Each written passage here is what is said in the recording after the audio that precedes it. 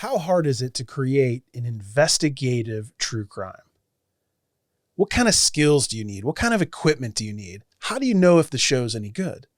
How can you stay true to the case, the victims, the families, and also get decent performance on your podcast? We're going to learn about that and more on this episode of Podcast Creators, where we get podcasting advice from real podcasters. Today on the show, we have Karin, Gary, and Kristine from the Reporter's Notebook, and we ask them all these questions about their podcast, Still. I'll be your host today, Greg, creator of Indie Drop-In Network, host of the Fan Dummies podcast. We're going to put everything we learn in the description and show notes below, so if you have any questions or you want to know what kind of equipment is being used or any of that, or where to find the Reporter's Notebook or Still, all that will be in the show notes below. This episode was recorded on Riverside FM, so if you like the way this looks and sounds, you can click the affiliate link, which will also be in the description box below. All right, let's get started.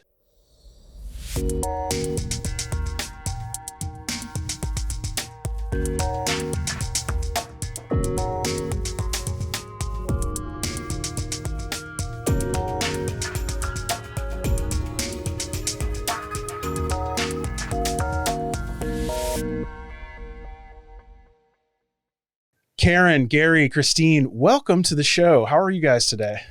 We're doing great. Thanks for having us. Yeah, no problem. Why don't we just start by introducing yourselves and what your kind of role is on the show? I listened to Still, which I think is your first show, and we'll get into that. So I kind of have an idea, but let's tell the audience kind of what your roles are. Kristine and I used to work together as reporters at the Dallas Morning News and became best friends doing that and just loved hanging out and doing things together. And I started listening to true crime podcasts and thought, wow, I could do this. And she could do this with me. So what's y'all's roles right now? So that's how we got into it. And I would say that our roles have been finding the cases, doing the research, doing the writing, kind of the brains behind the operation. As far as the writing goes, the technical part, that's Gary. Right. So my role has been, first and foremost, the voice of the podcast. I have a background in performing arts, and I kind of have done that before, so it just kind of made sense. I have a lot of digital background, so learning and using editing software was more in my wheelhouse than anyone else's. So it kind of fell into my lap. Kristine, do you want to talk about your role? No, I think Karin covered it. I'm my title, I guess, is associate producer. So I'm like a chief cook and bottle washer person. I just do whatever I'm asked to do. I do, like Karin said, the research and help her with the writing and then some editing. And I got to be a voice in the last one also. That was fun. Yeah, I heard that. I just finished the last episode this morning, and I thought, uh-oh, Gary's passing the reins a little bit. But I thought it was good. So maybe we can just kind of dive into what Reporter's Notebook is, what is Still, kind of explain whoever wants to take that question.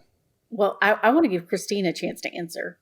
First of all, the Reporter's Notebook, and I might get this wrong, guys, is the podcast arm of Karin and Gary's own multimedia company. So the podcast arm is the Reporter's Notebook, and we settled on a storyline. In this last one, we found cases that we wanted to pursue, potential suspect that we wanted to say whether or not he was the one. And so we put the podcast together from that. I don't know how else to explain it. One of the things with our company, Grace and Shaw Media, we hope to branch out and do all sorts of content creation. And since we're all former journalists, we wanted to do investigative work, and we wanted the Reporter's Notebook to be that brand. And so that's kind of what the Reporter's Notebook is about. Eventually, I foresee us doing potentially, podcasts about, government corruption or, just crime in the streets or just whatever is a compelling story to tell that may not necessarily be true crime or may not necessarily be a cold case. So hopefully we'll have different podcasts kind of up under that brand, but Still is our first cold case. So how did we land on Still? The title Still? Yeah. Well, we went through, honestly, lots and lots of titles, because if you're trying to come up with a name for a new true crime podcast, virtually everything you can think of has already been taken.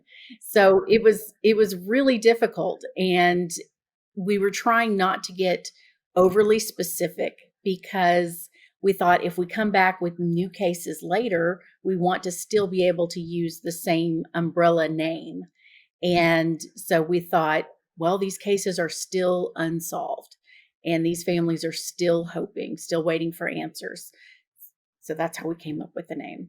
Now, the hard question, right? An investigative true crime show.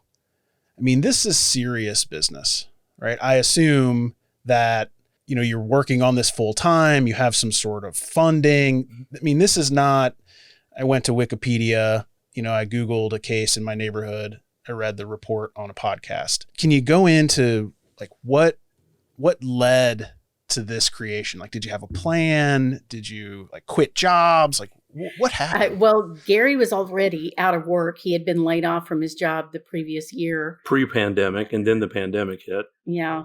So he had been looking for a while, and this was just something I was itching to do and wanted to leave my job.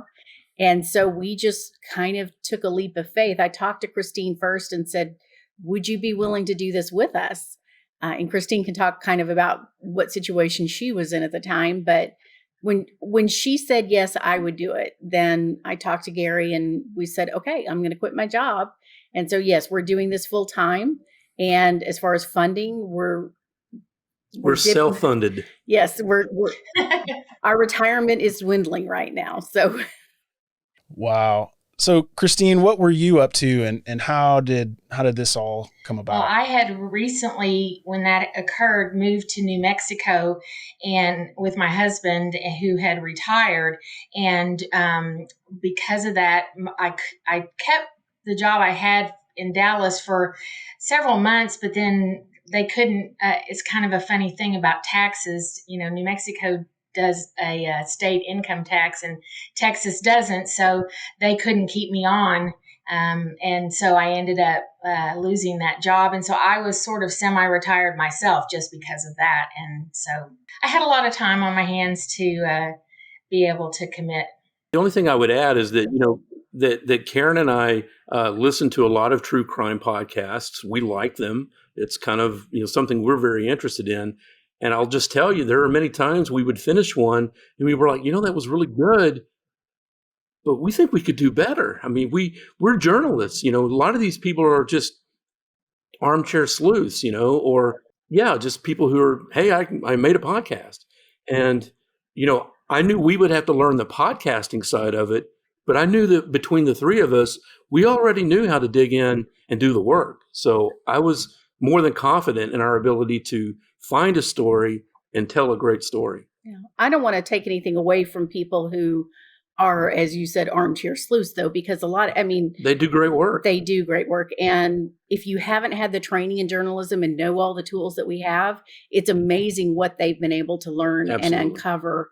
And a lot of these cases have been solved. Not all of them, but a lot of them have. So, I want to give credit where credit's due to all the people out there that are doing this and are doing it with the right motivations to try to help bring closure and solve some of these cold cases. So one thing I learned maybe the hard way is there are subgenres within subgenres within subgenres of true crime. It seems like it goes on forever. One thing I liked about your show, as soon as I saw it, it was interesting to me immediately because it's a niche that has a high barrier of entry. And it's an investigative true crime that has real investigation, talks to real families, thinks about real things, but also looks at cases that maybe are, at least in Still's case, cold cases. And you pick a geographic area, at least with that case, to kind of pinpoint. So it checked a lot of boxes. It had locality going for it. It has trained reporters, investigators working on it, which is a very high barrier of entry, right? I mean, that's the biggest barrier of entry is skill. How did you frame how you wanted to start this? And keep in mind, an indie podcaster is probably listening to this thinking, I have a journalism degree. I love true crime. Like, maybe I could do this. Like, what structure that the beginning? Well, I would say that a lot of it started with Kristine and I sitting down and just combing through cases, because we were looking for a case. We knew this is what we wanted to do. And we went in with the idea that maybe we would handle one cold case.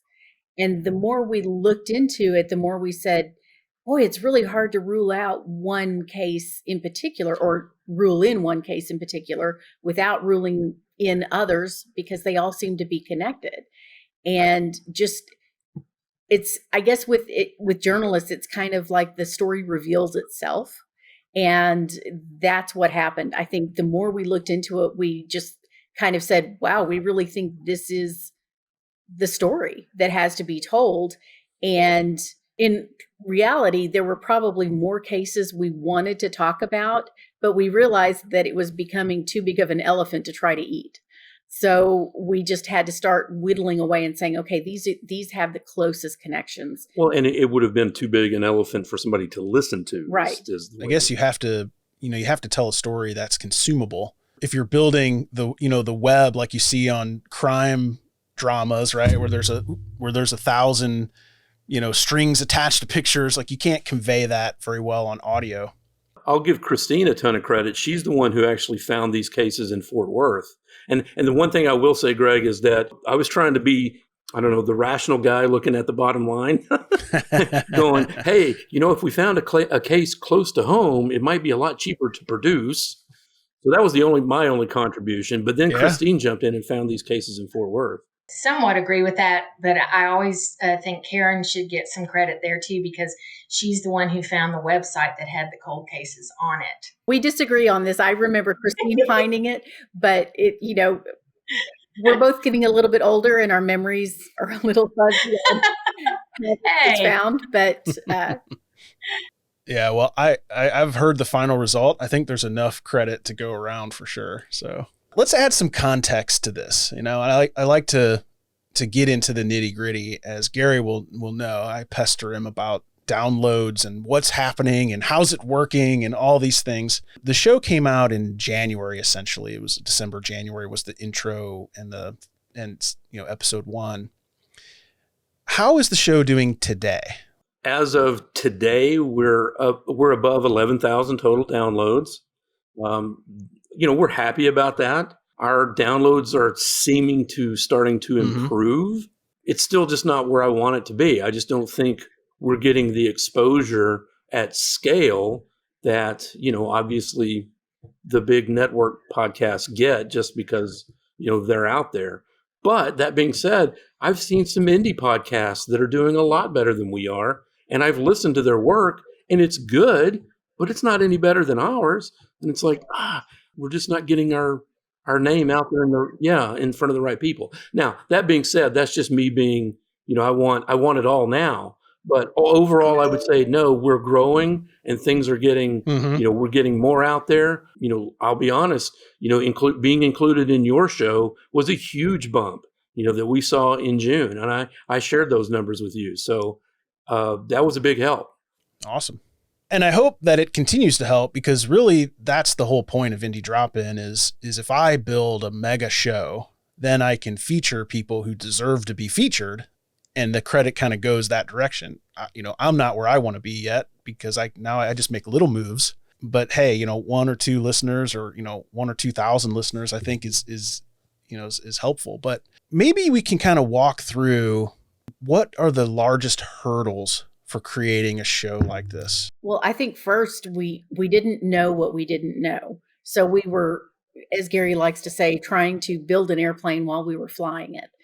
So it's, just learning on the fly, learning what the challenges will be, and trying to figure out what other people were doing and decide, do we like what they're doing or do we not like what they're doing? How do we want to do it a little bit differently? And I think a lot of it has been really just providence that things have worked out as well as they have. I guess one of the things you have to keep in mind is that as you're writing episodes, they're going to live on for a long time. Hopefully. And you have to keep that in mind as you're writing it. If you're writing it in a serialized form, it's not episodic where this is today's episode. That in a serialized form, you have to tell it in a way that the listeners may be coming to your show a year or two down the road. And things may have changed, things may have happened, and you have to keep that in mind. Yeah, I think it also kind of feeds into the performance and the downloads. And, I have a lot of author friends, and I think serial podcasts and books have a lot in common, how they're marketed, how they're sold. Basically, what my author friends tell me is when you write your first book, you put it out there and it gets, let's say 11,000 downloads, just to add context, right? But then what happens is you get book 2 and book 3 and book 4 and book 5. And then all of a sudden people start to want to consume the catalog and understand what more things that you make. And, a strategy they employ that I've seen people do in serial podcasts is a rapid release, right? So you'll put out season 1 and then season 2 is already in the can, right? And you'll put it out like 2 months later, and you just get the marketing engine in a manner that just doesn't ever stop. I think is that serial podcasts have a disadvantage and an advantage. The disadvantage is that people don't get an episode every week, right? So they can't join the family. They can't join the investigation. They're not interacting with you on Twitter. But that said, they're almost never complete stories like a serial type podcast like what you make. So whether or not one is better than the other, I think history shows us that serial podcasts outperform, but episodic podcasts, there's way more of them. Who can say what is better? But I think what you're going to find is when you get season 2 out, your season 1 downloads are going to skyrocket. And honestly, Greg, that's kind of one of the things you were going back to talking about a plan. That's one of the things that we talked about was that we wanted to keep the episode count to a reasonable amount. We'd seen some that had 18, 19, 20 episodes, and that just felt a little overwhelming to us. So we wanted to kind of, about 10 episodes we felt was our sweet spot. We wanted to limit each episode to about 35 to 40 minutes, about the average drive time, of a commute. That was a strategic decision. And then we talked about, we also don't want to take 3 years to release our next season. We talked about that up front. And I told the two of them as we were nearing the end of dropping our final episode back in March, I said, okay, it's time. We've got to find the next season because I want to release something by the end of the year. So our goal was to try to get something out every 6 to 7 to 8 months. So that's our goal. And I think we're going to hit it with season 2. Yeah, we're actually working on 2 seasons kind of simultaneously. We started on 1 and it has been slow going as far as the investigation because there are some elements we're still waiting to happen. There's a trial that we're waiting to happen. Yeah. But then we came across another case and it feels a lot more immediate because we're waiting on DNA results. Yep. So we're kind of doing both at the same time and shuffling which one will actually get released first. But we think we know at this point, right? Yes. Yeah. Most likely. I think that's really, really smart. So question for Kristine, do you treat this like a 9-to-5 job? Because I Gary and Karin, they own the company, right? So it's got to be 24/7 for them. But for you, how do you approach this as far as spending your time and effort? And that's a great question. I don't really have a schedule. I sort of just do what I need to do when I need to do it. Being semi-retired and having a retired husband means that we have a lot of flexibility, so we can do the fun things we want to do when we want to do them. I sort of just kind of fit in where I can the things that need to be done, which means that I sometimes procrastinate and I shouldn't. So I have to push myself a little bit sometimes. I'm not trying to put you on the spot here for sure. That's okay. I just think it's always interesting when there's a team and understanding the team dynamics, especially with remote people and different priorities and all that kind of stuff. And I want to be clear too, that Kristine is not our employee. She's our partner. And, she's not part of Grace and Shaw Media, but she is part of the Reporter's Notebook. So, there you go. she's our partner, and we all support each other and also kind of, hold each other accountable. That, have you gotten this done? And, can you help me with this? And we're all in this together. That's amazing. The best thing that happened recently was we traveled for one of the seasons, and that really increased my interest in the whole process and made me feel more committed to doing things every day and making sure that I was on top of things. So that was a lot of fun. The three of us. It was a long trip. It was really great. It was incredibly rewarding. Yes. Well, that's a great segue actually into the next question, because it seems like there would be an extreme amount of logistics involved in what you're doing. I mean, you go to a location, you have people to talk to, schedules to make. I mean, Gary and I, it took us 3 weeks just to plan a half an hour interview. Like, how are you managing the logistics of making this show? I would say that a lot of times the availability of people dictates our timeline, because we have to find the people, get them willing to talk to us. And we have really been helped by gracious people. The families of a lot of these victims have volunteered information, have volunteered their time. Where we just traveled, the daughter of one of the victims spent a lot of time arranging for us to talk to people. And we didn't even have to worry about it. She just had it kind of lined up. So it was really amazing, rewarding for us, not just to get the cooperation from families, but their help and their advocacy. And they're just really, we're in it because this is interesting to us and it's our job, but they're in it because this is their life. And they've just been really remarkable in how much help they've offered.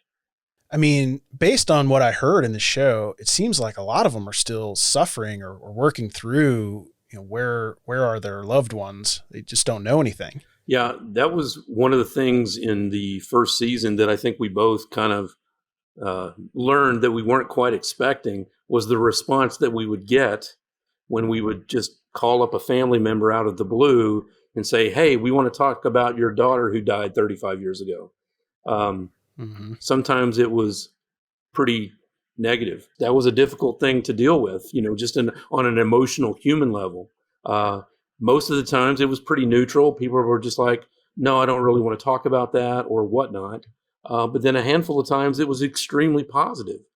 Some people we spoke with were ecstatic to talk. They were just thrilled that somebody cared enough about, their loved one who died 35 years ago.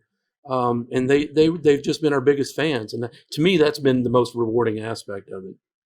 I think these types of things, you'll get some media coverage and these things will get the ball rolling. I mean, one thing that people always, I say, I don't know if it's misunderstand or maybe they get into podcasting a little more ambitious than what they should, but it takes years.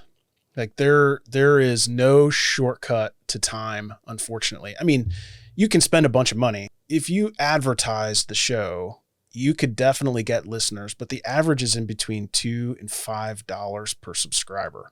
You have to sell a lot of ads to pay that back. The surefire way is exactly what you're doing, which is make amazing content, make contributions, provide value over an extended period of time. And then I think what you'll find is before you know it, you'll log on and you'll say, man, why did this go from 325,000 downloads this month, not in total, this month, to 360,000? Did we get put, did somebody put us in a blog or something? Like that will happen. Like it absolutely will happen. It'll take a lot of time. It's going to take a couple of years. So I hope that you're ready to survive till then. Yeah, it's delayed gratification. But the one interesting thing about it, though, is it's the exact same amount of work. Like when the thing's getting 1 million downloads, it's the exact same amount of work as it is today, right? Which is a funny way to think about it, because in any other business, the bigger it gets, the harder it is. The more people you have to hire, all that kind of stuff. If there's a creator, an indie creator looking at creating this type of show, is there a couple of things or one thing that you did wrong that we should avoid, that they should avoid? Mm-hmm. Yeah. Or if you had the chance to do it over, you would approach it differently? Everything we did was a learning experience. So even the failures had value, I guess the only thing that we might have done differently was spend a little bit more time in like a pre-planning stage, while they were researching and writing, and we were working on the first season this time last year. It got hot and heavy by September of last year. I mean, they were actively writing by October. And the whole time I was just working on some of the production value things and whatnot. So like for instance, so she asked me at one point, she said, okay, if we're shooting for 35 minutes, how many pages should I write for the script? I don't know. And so we had to do some trial and error to figure that out. She likes her font size at a particular size. She likes to write using this font, blah, blah, blah. I said, just write an episode. I'll go record it and then we'll find out. So I guess, not that was a mistake or something we would have done differently, but I guess what I would say is if you're going to produce a podcast is do that kind of trial and error more up front than we did, I guess. Yeah, I would say allow yourself time. Don't promise that you're going to have an episode out before it's really, really ready. The first episode we wrote, we went back and changed because we realized we were biting off more than really anybody could digest in one episode. It was too complicated of a story to try to tell the way we wanted to tell it. I think we were talking about the first 4 victims in the first episode, and we realized at that point, okay, we need to slow down and take our time because we've been immersed in these cases for months now, but our listeners haven't. So they've got to understand what we understand. Right. So we had to kind of rejigger it a little bit and figure out how to tell the story a little bit more slowly. One of the things I think of when I think of mistakes is, and these are, like Gary said, not really mistakes, they're learning opportunities. But what I think of is the sound quality, because in the very beginning, we didn't even know how a room should be arranged so that the sound was optimum. And so it's funny, but I was moving in an RV for months during this early part of the process. And I actually tried recording in the RV, which turned out to be disastrous because of the tinny sound. And I had some good equipment, but it just wasn't the right place to do it. So that was a learning experience. Wow. So where do you do it now? We've learned that the best place to do our actual recording is in our master bedroom closet, because all the clothes absorb the echoes and things like that. It is a natural sound booth. I mean, yeah. And because we have a big dog who barks very loudly. As you've heard. We have to put many doors between us and him. One of the other biggest challenges that, talking about things that we learned is we had to figure out how to record on the phone the best way possible. Because with the pandemic going on, which was pretty much hot and heavy this time last year, we had to do almost everything on the phone. And, as a journalist, I hated that. I just hated it. And as a podcaster, I even hated it more. I wanted the good quality sound of a face-to-face interview, and we couldn't do that. So that was a challenge as well. Right. And fortunately for us in Texas, the privacy laws, or I guess is it privacy law, consent for doing a phone interview is that you don't have to ask permission to record the call. So if somebody said something really valuable before we had gotten their permission, we were able to use it. Although we really don't want to use somebody's recording without their permission. Correct. But it's important for podcasters out there to understand that there are laws in different states. And if you're calling someone in a different state, that state's laws will apply to the phone call. Well, that's really great. One thing I do want to touch on, and we're not going to have time to dig too deep. So, when you're out field recording, what type of equipment do you use? What do you bring with you? And you don't have to go too deep, because what I want to get is I'll get an equipment list from you and we'll put it in the show notes, but just maybe the highlights just for creators wondering. I guess that falls on me to answer then. Ironically enough, like I said, with our first season, almost everything was done on the phone. So we didn't have much need for field recording. I bought a couple of Shure SM58s that I used for our voiceover work here in the closet. But anyway, when we were getting ready to go to Oregon, I told her and Kristine both, I said, I need to get a good mic. We're going to be out in the field and I need a good mic. I don't want to be running around, like Bob Barker with sticking a mic in people's face. And so I did a lot of research. This was back at the beginning of July, end of June, I guess. Did a lot of research and ended up buying an Audio Technica shotgun mic, bought a boom, bought a deadcat to put it in, the whole windscreen, all of that. I did as much research as I could. I'm not an audio professional. We didn't spend a ton of money, but we didn't cheap out either. So we bought I was pretty pleased with a pretty good quality mic. And it saved us when we were in Oregon. It absolutely saved us. We would have been in trouble without it, I think.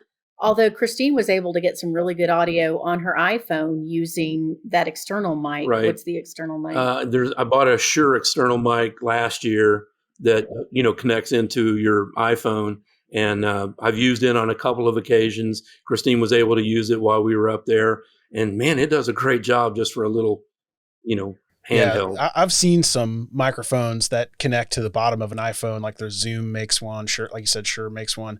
And I'm just always shocked by them. Like, it's just unbelievable what you can do on an iPhone. That shotgun mic was the big one. And the other one that we've had that we've just used has been the best purchase that we made was a little Zoom H4n recorder. That joker has been awesome. I've used it for everything. Yeah. The Zoom recorders, they're just the best. Like, they're small, you can take them anywhere. They run on batteries, you can plug them in. I mean, they just do anything. We were in Oregon, and she was going to go into the police department with one of our sources.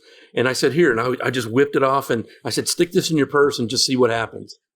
And ultimately, she got some great audio. We may or may not be able to use it, but it was guerrilla audio, and it was awesome. I mean, Kristine and I sat out in the car, and she walked in and with just a Zoom sticking out of her purse. And so that's like a movie. It's unbelievable.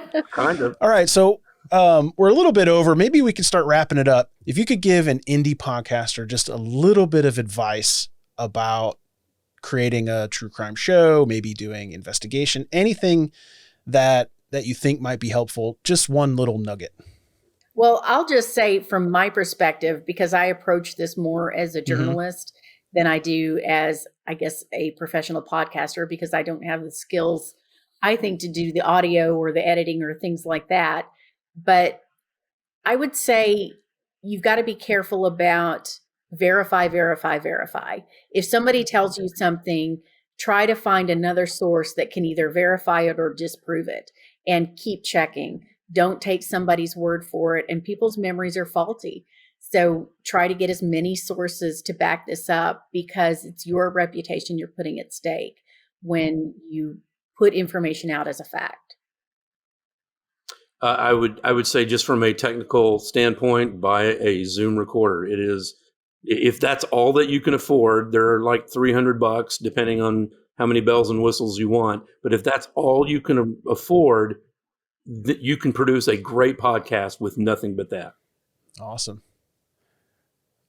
And I think I would say that be as unbiased as you possibly can when you're covering a story. You need to give both sides if possible. And then you can, I mean, that comes from my journalism background also. It's, you don't want somebody coming to you and saying, well, you can't, you told that story so slanted that it, doesn't make any sense or whatever. Yeah, you're obviously biased or something. Mm-hmm. When I look at true crime shows that submit to me, I look at their comments, and whenever there's lots of those comments in the description, I'm a little bit weary about it. All right, so why don't we give the Still fans a little love out there? Tell us what we can expect from season 2, and then tell us where to find your show. Okay, it's hard to give a little bit of information without revealing everything. Yeah, no spoilers. But I will say season 2 really is the story of 2 cases and how they intersect. There is a Jane Doe and there's a missing woman who is presumed to have been murdered. And the question is, are these in fact the same person? We're still working on that, getting those answers. That is amazing. Well done. Like, I got goosebumps over here. All right. So tell us where to find Still, Reporter's Notebook, any information you want to give. Now's the time. Yeah, we're available on any podcasting platform. We recognize that just searching for Still pulls up a million different podcasts. My recommendation is always to search for Still ... That seems to help quite a bit. If you can't find us there, search for the Reporter's Notebook. And if you can't find us there, then use our RSS feed and ping me on Twitter, and I'll be glad to send it to you. Perfect. And I'll put all the links in the show notes below to make it super easy for everybody to find the show and your website, social media, all that good stuff. We're just going to load the show notes up with tools and tips and everything that all the nuggets we got from this interview, which there are so many. So I'm going to listen back and write them all down. Kristine, Karin, Gary, amazing interview. I really love your show. I think season 2 is going to be a big hit. Thank you so much for being on the show. Thank you for having us. We appreciate All it. right. Thanks. Bye-bye. Bye. Thank you so much to Karin, Gary, and Kristine for coming on the show and teaching us all about how to create and run an investigative true crime podcast. I'll put links to their show plus everything that we talked about in the description box below. So if there's anything interesting to you, you can look down there to click it. If you're a podcast creator and you're looking to grow your show, you should check out indiedropin.com/creators for a chance to submit your show to be featured on one of Indie Drop-In shows. If you like this video, make sure to give it a thumbs up, hit that subscribe button, and hit the bell so you don't miss anything. We also interview lots of other podcast creators, and if you want to check out one of those episodes, you just have to click one of these boxes right up here. All right, see you next time. Bye-bye.